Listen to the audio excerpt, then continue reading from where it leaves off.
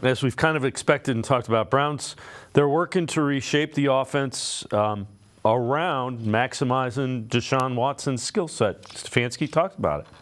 It's been outstanding. Again, I'm really, really pleased with that room. I'm pleased with how Ken's getting a collaborative effort from everybody. Again, very fortunate to have Deuce Staley in there. Deuce has played this game at a high level. He's coaching a bunch of different systems. Adding Roy Isfan, Andy Dickerson in the offensive line room, I think, is a great boon for our guys. Those guys work really well together.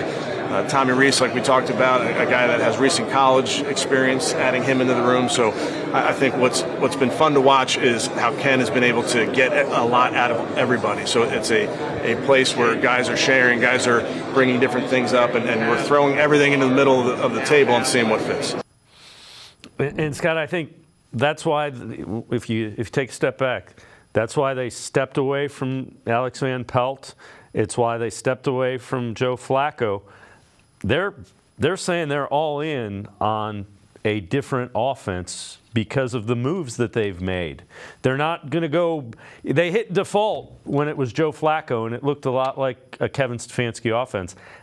I don't think they can do that to get to that next level.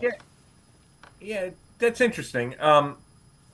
I think you're right about Alex Van Pelt. I don't know if the Joe Flacco move is so much about that. I'm not saying it's not part of it. I think the quarterback dynamic in the room and all that goes together, right? But it's about, to me, it's more about supporting Deshaun Watson in every way you can. And I think the Browns feel Jameis Winston is a better resource. He gets along better with Deshaun Watson than Joe Flacco would. Not that there was any kind of animosity between Watson and Flacco, but Watson and Winston have a relationship. Winston mentioned it when we talked to him last week. They're both from the Deep South. Both been through a lot of stuff together. Both high draft picks.